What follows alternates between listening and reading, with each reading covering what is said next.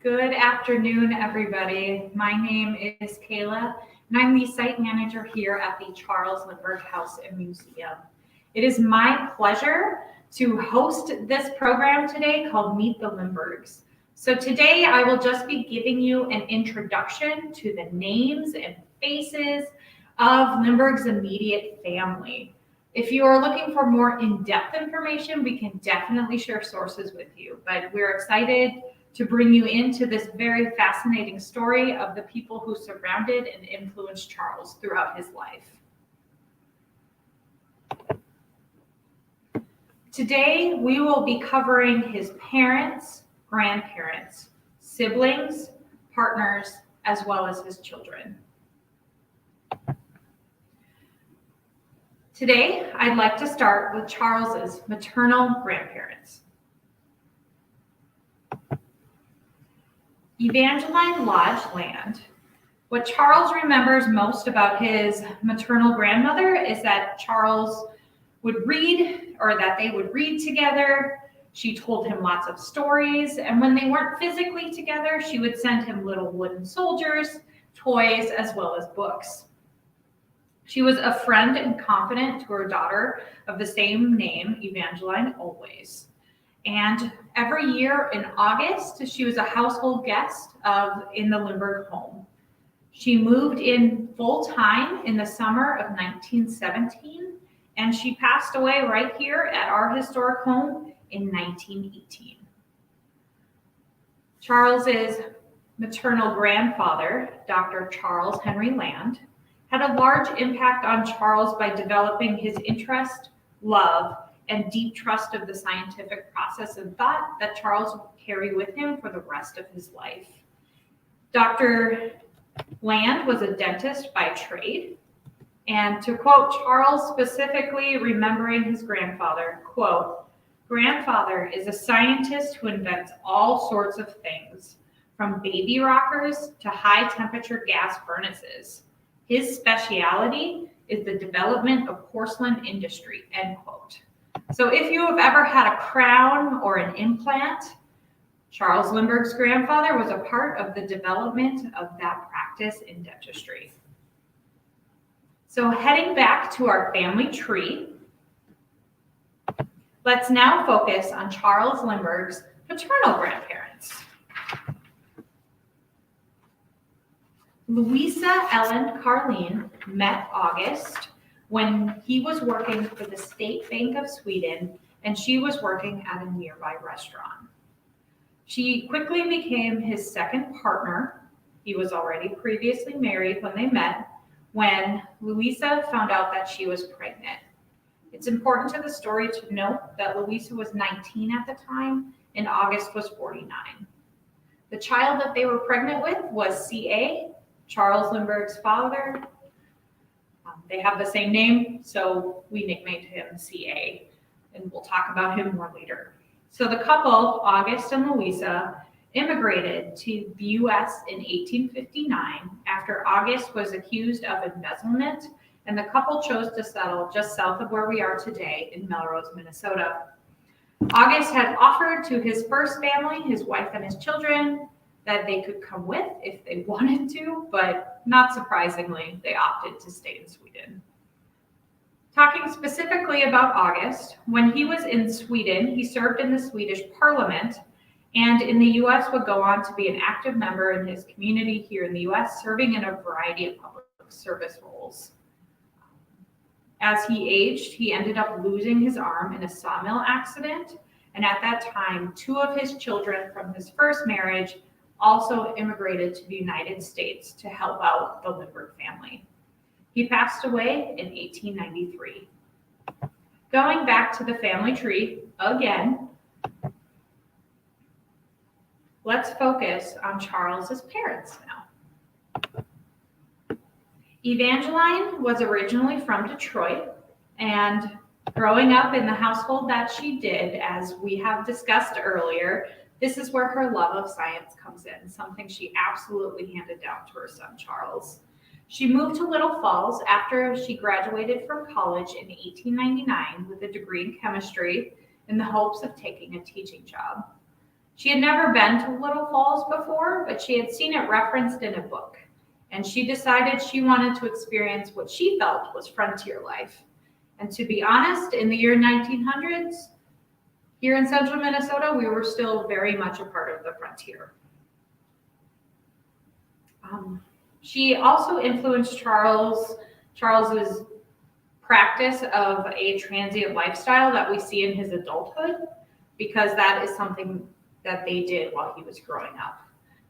They would spend long periods of time in Detroit. While CA was serving in Congress, she would take her son to Washington, and they would spend holidays in other major cities on the East Coast.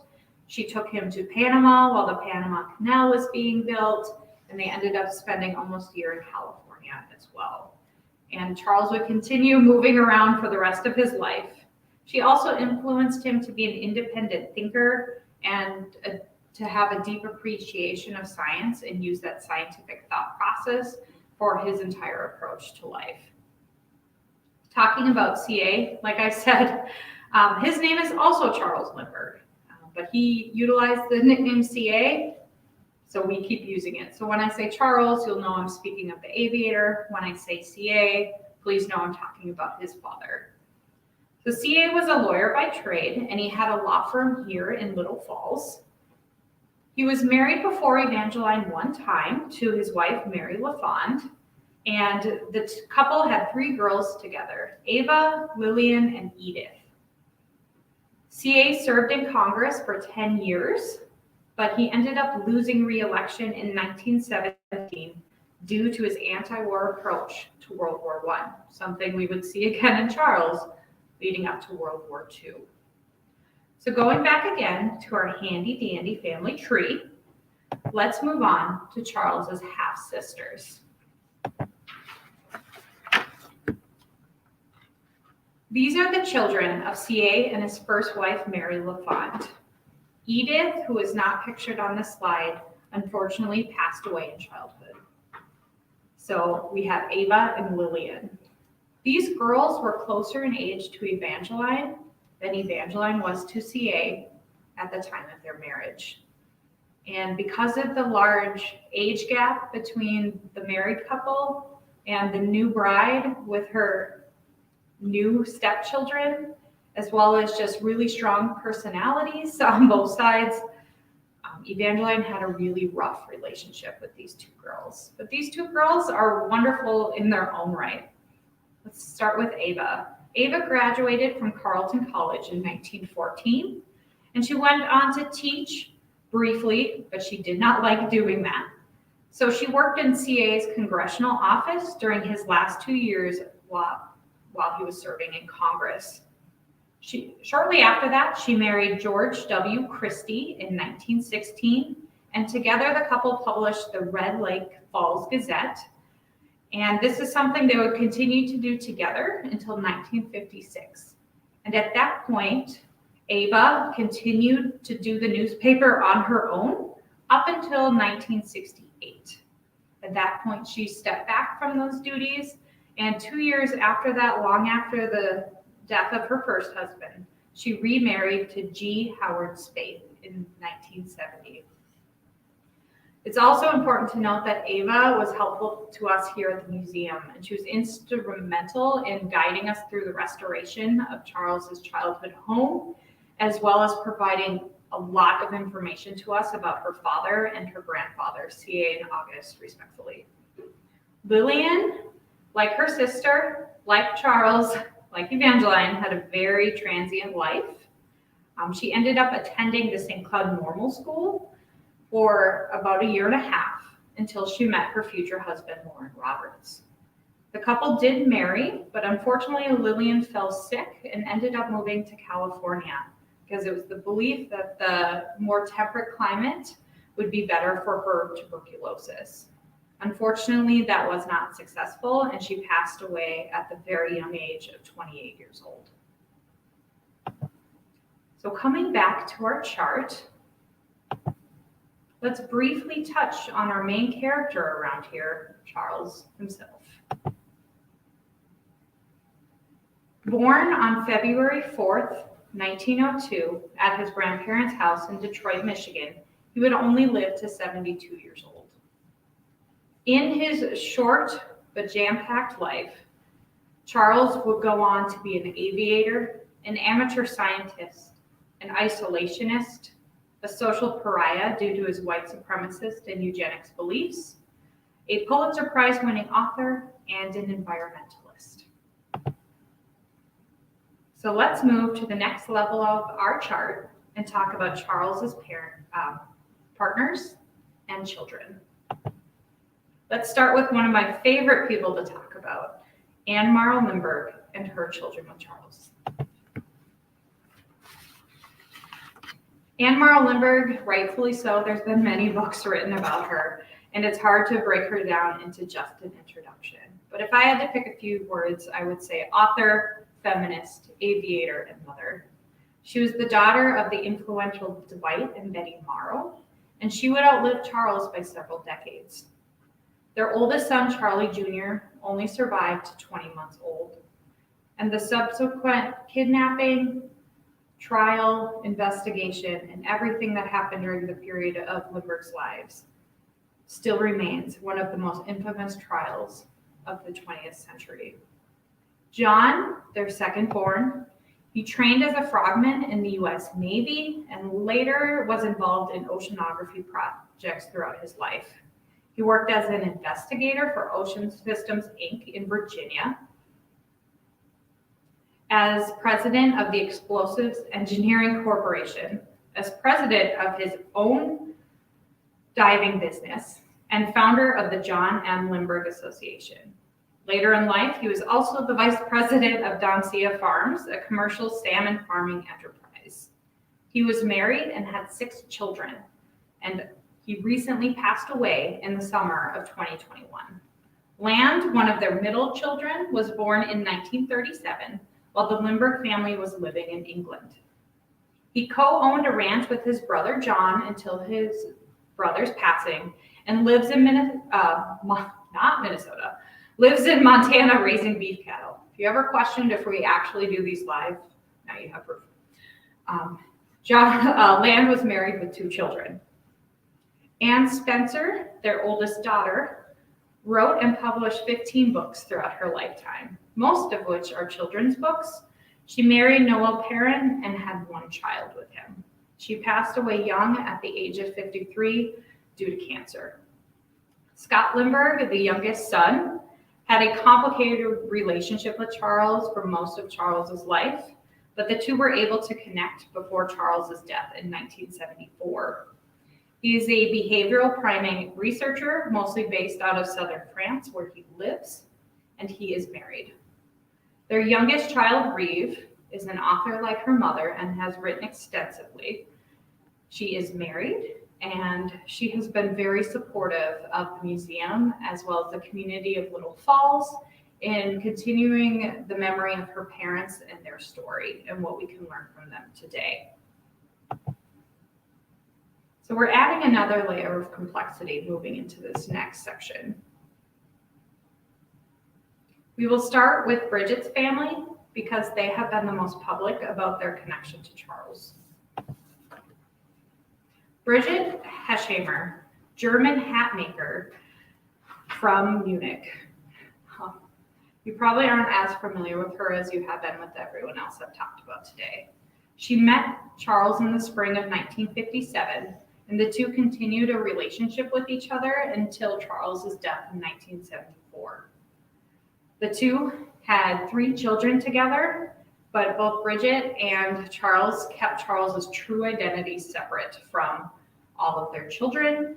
When Charles would visit his other family, he went by Carew Kent, and he claimed to be an American reporter. When they were children, they believed this, but Astrid and her siblings ended up putting the truth together because Charles is such a public person, even long after his death. And Astrid confronted her mother in the 1990s about her father's true identity. Bridget at that time did confirm that, yes, their father was truly Charles Lindbergh, but she asked for them to keep the story private. And the siblings followed her wishes and their mother died in 2001, and the three children waited until 2005 to publish their book, The Double Life of Charles A. Lindbergh, which is about their experiences as some of the secret children of Charles Lindbergh. Unfortunately, this book is only available in German at this time. So continuing on, at the same time, Lindbergh was also involved in secret long-term relationships with Hetzheimer's sister Marietta and a third woman, Valeska, Lindbergh's German translator and private secretary, while he was living in Europe. Lindbergh had 2 children with each of these women and again kept the identity of his fatherhood a secret. Both of these families have continued their silence and have never spoken publicly about their connection to Lindbergh. We know genetically they have been verified, but beyond that, we do not have any more information on them. At this time, I'd love to answer any questions if anyone has any at this time.